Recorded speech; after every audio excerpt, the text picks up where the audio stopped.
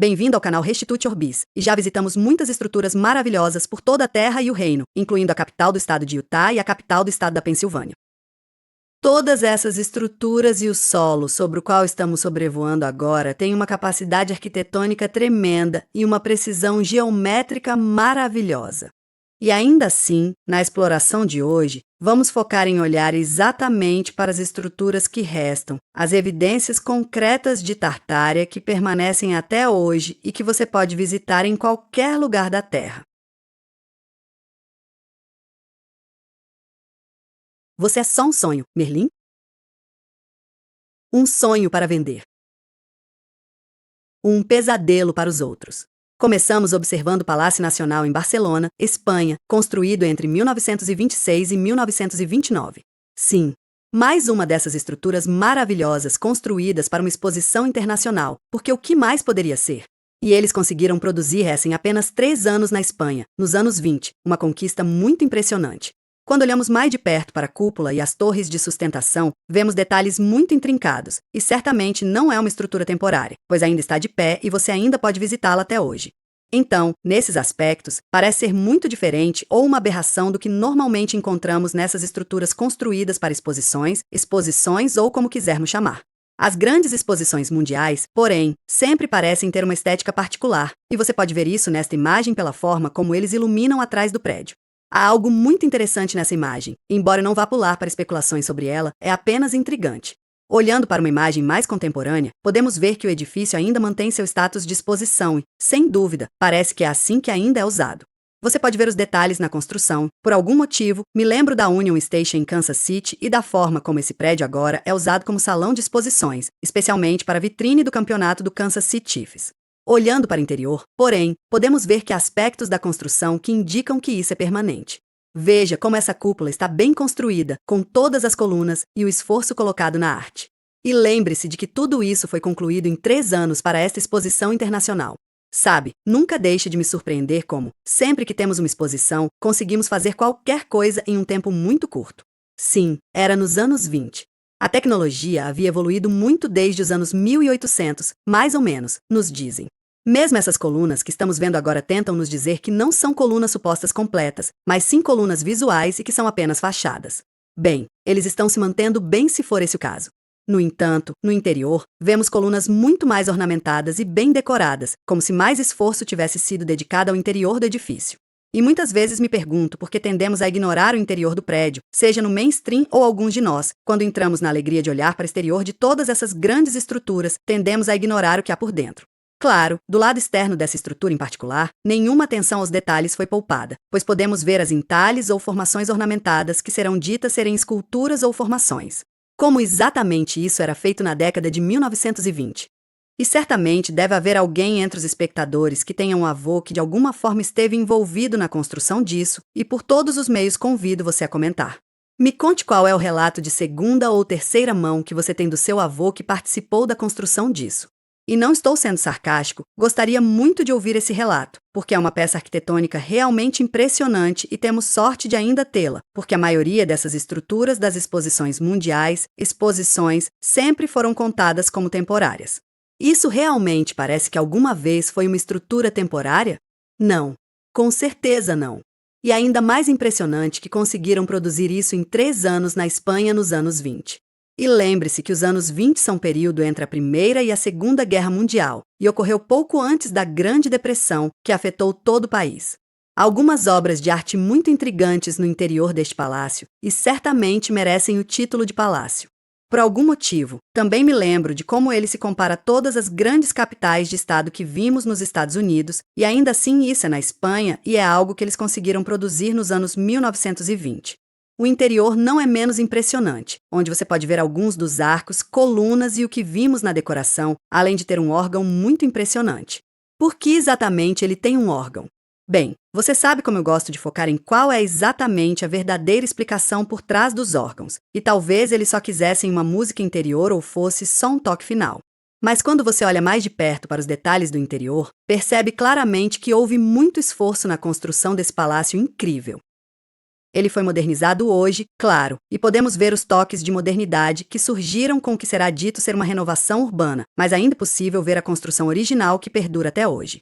Então talvez essa seja a história animadora desse palácio em Barcelona, que ele mantém muito de seu charme natural.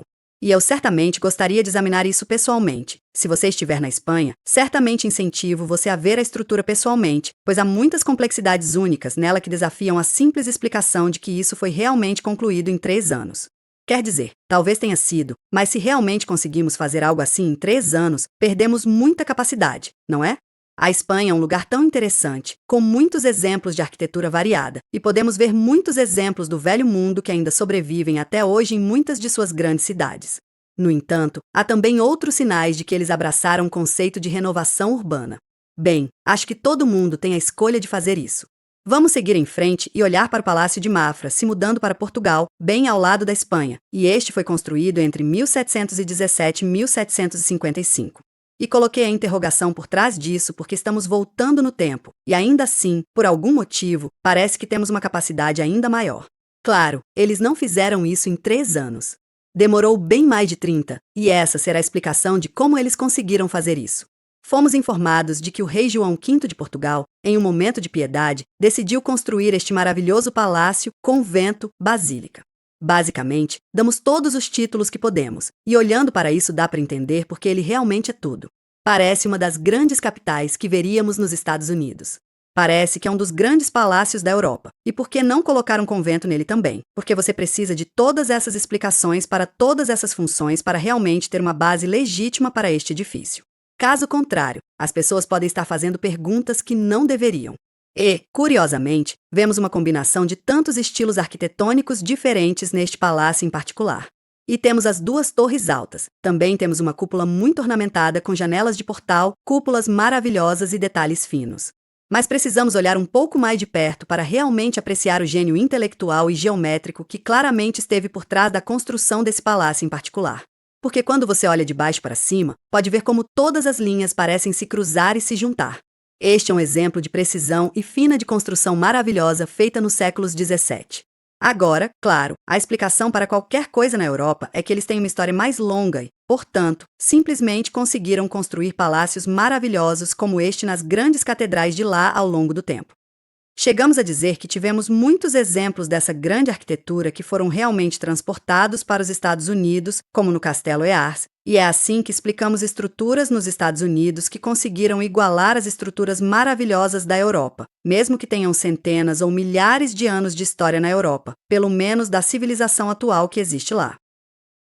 Olhando mais de perto, você pode ver que esta é outra dessas estruturas que tem diferentes aparências dependendo da luz, e isso realmente se destaca ao olhar para o frontão, as colunas e essas torres específicas.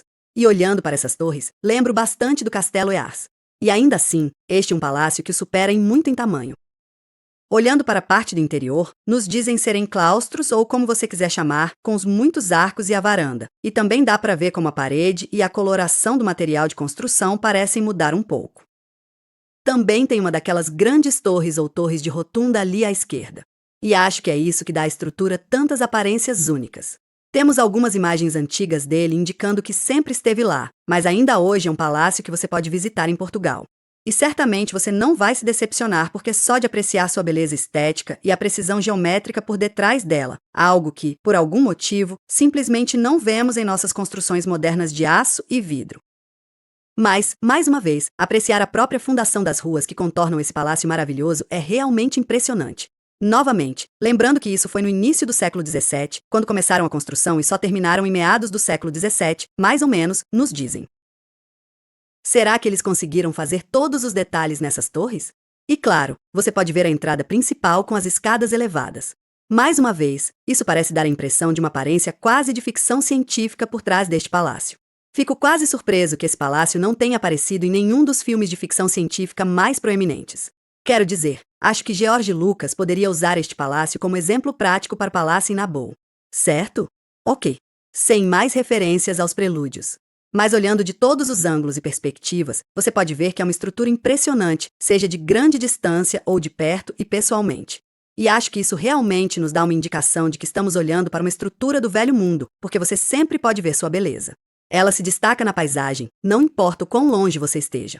No entanto, quando você se aproxima e observa a disposição precisa de muitas pedras ou tijolos ou qualquer que seja a composição exata do material usado para a construção, você tem a impressão de algo muito mais avançado. Quero dizer, será que devemos simplesmente aceitar que eles tinham exércitos de pessoas? E sim, claro, estamos, porque foi o rei que ordenou isso em Portugal e todos os esforços da nação foram feitos para construir esse impressionante palácio. O interior com a biblioteca. E sim, eles têm uma biblioteca bastante boa neste palácio em particular, não deixe de ser impressionante. E você pode ver em algumas das rotundas, arcos e cúpulas que eles simplesmente jogam para fora por todo o interior, e claro, todos são bem decorados.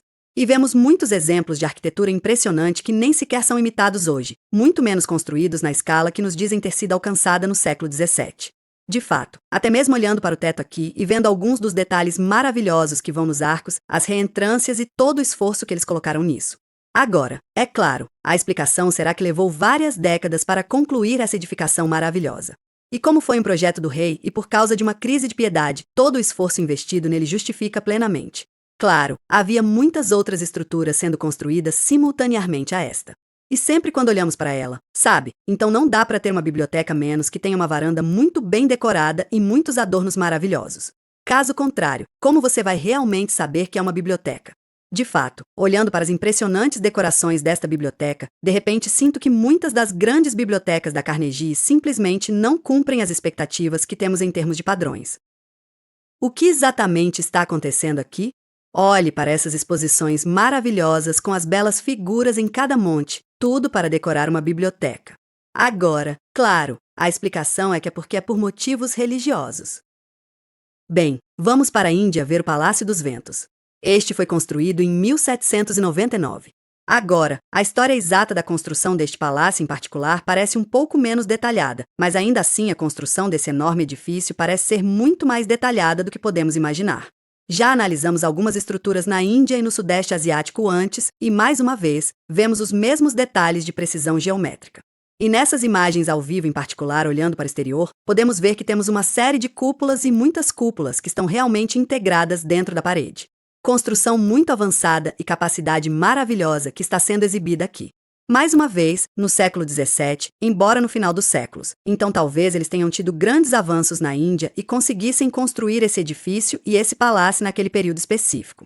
Olhando para diferentes perspectivas, porém, você pode ver que, por algum motivo, parecem haver semelhanças em termos do material de construção e de como eles se comparam aos palácios anteriores que analisamos na Espanha e em Portugal, respectivamente. Você pode ver que algumas torres ficam bem no centro deste palácio em particular. Você pode ver que muitos dos detalhes são muito evidentes neste palácio em particular, e temos que nos perguntar e considerar quais esforços exatos de construção são necessários para concluir algo assim. Quais eram os detalhes reais do planejamento e construção e como exatamente eles apoiavam logisticamente? Sei que não devemos fazer perguntas sobre logística, especialmente quando olhamos para o interior. Vemos algo bastante sobrenatural quando olhamos para o interior deste Palácio dos Ventos, onde temos muitas janelas de cores diferentes, arcos e uma série de arcos sob um arco. Decoração maravilhosa e, novamente, capacidade avançada de construção que, mais uma vez, não tentamos replicar em grande escala até hoje. Na verdade, a única coisa que você verá hoje é algo feito em uma escala muito pequena. Talvez uma única exposição dentro de uma sala. Agora talvez você esteja pensando, só precisa sair, andar e olhar um pouco mais. Você precisa olhar para um daqueles arranha-céus modernos e verá algo assim. Não, não é o caso. Arranha-céus são feitos de um material completamente diferente. Não há nada, não há lugar nenhum e ninguém tentando construir uma estrutura como essa hoje. Agora, algumas pessoas dizem que alguns dos templos modernos ou algumas das igrejas modernas que estão sendo construídas podem se comparar a isso, e talvez sim. Mas parece que a comparação nunca bate, especialmente quando você olha um pouco mais de perto. Você tem uma ideia de qualidade e resistência nessas verdadeiras estruturas do velho mundo que desafiam a imaginação. Também há o fato de que tudo que tentamos construir até hoje não tem essa propriedade duradoura por trás. Mas fico me perguntando qual é a verdadeira história por trás dessa estrutura. É o que nos dão que foi algo simplesmente construído no final dos séculos XVII na Índia como mais um palácio, ou há uma história muito mais complexa por trás disso? Existem aspectos da sua construção que superam completamente qualquer coisa que possamos começar a imaginar? Qualquer que seja a sua história de origem, é uma estrutura maravilhosa que você ainda pode visitar e interagir hoje em dia, e pode provar que ela está lá fisicamente. Há muitas imagens que mostram todos os detalhes maravilhosos e eu certamente recomendaria que, se você tiver condições ou se estiver na Índia, visite a estrutura e aprecie toda a sua beleza. Estou realmente impressionado com todas as cúpulas e torres pequenas que misturamos com os arcos. Acho que é isso que dá a essa estrutura aparência e, muitas vezes, são as estruturas que são únicas e até se destacam das outras maravilhosas. E não faltam torres, palácios e outros exemplos incrivelmente belos na Índia. Mesmo assim, essa estrutura ainda consegue se destacar, o que é uma das razões pelas quais a escolhi. Mesmo olhando para os muitos corredores, o alinhamento dos arcos e os detalhes finos dentro do palácio, e mais uma vez, embora haja todas aquelas pequenas cúpulas que eles conseguiram construir ali também. Então, algo que parece extremamente avançado e que, mais uma vez, não tentamos fazer em nenhum momento ou em algum momento. E onde quer que você caminhe dentro da estrutura, não consegue deixar de ser impressionado pela beleza estética que vê. Ainda me impressiono com a coloração de muitas janelas e acho que isso é outra coisa que parece que não percebemos na arquitetura da era contemporânea. Não temos a coloração maravilhosa. Não temos essas imagens que estamos vendo agora que realmente agradam e relaxam a mente. Normalmente, o que você vai encontrar são muitos ângulos retos e muito vidro brilhante e refletivo, especialmente se você estiver andando em uma cidade moderna. Talvez você aprecie isso e, se gostar, está completamente ok, mas eu meio que sinto falta do fato de que costumávamos ter isso em nossas estruturas, embora exatamente quando isso aconteceu em nossa cronologia certamente seja discutível, porque acho um pouco difícil acreditar que conseguimos realizar todas essas estruturas em pouco tempo. Embora a história de uma área específica, supostamente temos uma história bem documentada, desde que você não compare suas histórias, não terá problemas. Você não terá conflitos. Olhe para as pequenas torres e cúpulas bem ao lado da torre mais detalhada à direita e compare e contraste o que você vê. E qual foi exatamente o material de construção usado nisso? Bem, em qualquer outro lugar da Terra nos dizem que é algum tipo de calcário ou arenito e muitas vezes somos informados sobre quais são nossas limitações do concreto. E em outros lugares, este não é o Palácio dos Ventos, mas são outros exemplos dentro da Índia, alguns dos interiores incríveis que eles têm, e achei que deveria apresentá-los rapidamente, demonstrando conhecimento avançado de construção que eles claramente possuíam em algum momento. E a coloração por trás disso é simplesmente estupenda. E olhando para o interior aqui, dá para ver que há muitos exemplos diferentes não só de arquitetura avançada, mas também de decoração avançada, porque parece que isso é algo mais em que não queremos realmente nos esforçar. E, claro, temos nossa habitual série de razões para não nos esforçarmos em arquitetura de construção até hoje. E geralmente essa explicação é que simplesmente não é economicamente viável construir dessa forma. De fato. Quero dizer, por que construir de uma forma bonita algo que vai durar centenas ou milhares de anos, quando você pode simplesmente construir algo muito mais temporário e também algo para o qual você pode conseguir muito mais empreiteiros e receber ótimos subsídios? Bem, vamos seguir em frente. E agora vamos para Illinois para olhar a capital do estado, Springfield, construída de 1868 a 1888, e esta é uma das grandes capitais estaduais que ainda não analisamos de perto nesse canal específico. Uma capital estadual realmente incrível que eles têm, e vale ressaltar que esta é a sexta capital estadual em Illinois. Assim como Chicago tem 7 prefeituras, o estado de Illinois tem 6 capitais estaduais. Aqui está o primeiro, que originalmente ficava em uma pequena vila no meio da planície de inundação do Mississippi. Sim. Foi aqui que nos disseram que foi construída a primeira capital estadual de Illinois, e é isso que é, uma casa muito modesta que acabou sendo engolida pelas águas do grande Mississippi Kaskaskia, se é que estou pronunciando direito. E, originalmente, nos dizem que Kaskaskia era uma cidade de 7.000 habitantes, mas o Mississippi inundou ou mudou de curso. Há relatos conflitantes, e isso inundou toda essa cidade ou essa pequena vila. Ainda existe uma pequena vila com algumas estruturas impressionantes lá, e aparentemente, foi quando decidiram colocar a primeira capital estadual de Illinois. É muito interessante que tenhamos todos esses relatos sobre o assentamento inicial da região, com Iowa e Wisconsin tendo suas capitais temporárias em Burlington, mais uma cidade que ficava às margens do Mississippi. Você pensaria ou esperaria que teríamos mais desenvolvimento no Mississippi, mas aí surgem situações como essa, com a inundação massiva, e acho que isso faz sentido. O que exatamente está acontecendo? É uma simples inundação natural com o Mississippi ou há algum outro motivo por trás disso? Também lembre-se que estamos bem ao lado da falha de Nova Madrid, então talvez haja outras explicações para o que realmente está acontecendo aqui. De qualquer forma, esse foi o fim da primeira capital de Illinois. Então eles a mudaram para Vandalia. Se me descrevo para onde construíram outra capital estadual na década de 1830, e claro que está considerada modesta. E vamos lembrar que, não há 30 anos depois, ao norte de Illinois, em Jefferson, Wisconsin, eles conseguiram construir uma escola de ensino médio que parecia um castelo, mas que era adequada para a capital do estado na época. Sim, Abraham Lincoln. E é isso que você verá sempre que atravessar Illinois, porque muitas pessoas que moram ou visitam Chicago tendem a ignorar o fato de que existe um estado fora de Chicago, e ele é dedicado à terra de Lincoln, e é isso que você verá na licença. Abraham Lincoln parece um pouco diferente, porém, não é, sem sua barba particular. E com essa capital estadual, podemos ver que todos os aspectos históricos são dedicados a ela. Portanto, sabemos que, ao olhar para a capital do estado, podemos apreciar a luta que os pioneiros enfrentaram ao colonizar toda essa terra que na época era indomada e incivilizada, pelo menos é o que o relato histórico nos diz. E aqui está a quinta capital estadual, depois que mudaram para Springfield, que é onde fica a sexta e atual capital do estado. E, mais uma vez, podemos ver que eles subiram um pouco mais com a cúpula clássica e a cúpula e algumas colunas ao redor, e depois alguns frontões de cada lado. E essa foi a quinta, e aparentemente, essa também não era suficiente. Então, em 1868, eles precisaram se esforçar ao máximo e construir uma capital estadual gigantesca. Lembre-se de que, enquanto construíam isso entre 1868 e 1888, também estavam construindo outras capitais estaduais, como o Capitólio do estado de Iowa, que analisamos bastante. Mas também vamos lembrar que eles estavam construindo inúmeros fóruns em praticamente todos os condados. Eles construíam igrejas e catedrais maravilhosas. Ah, sim. Lá está ele novamente, Abraham Lincoln em frente à atual capital do estado. Ele simplesmente não parece o mesmo sem a barba.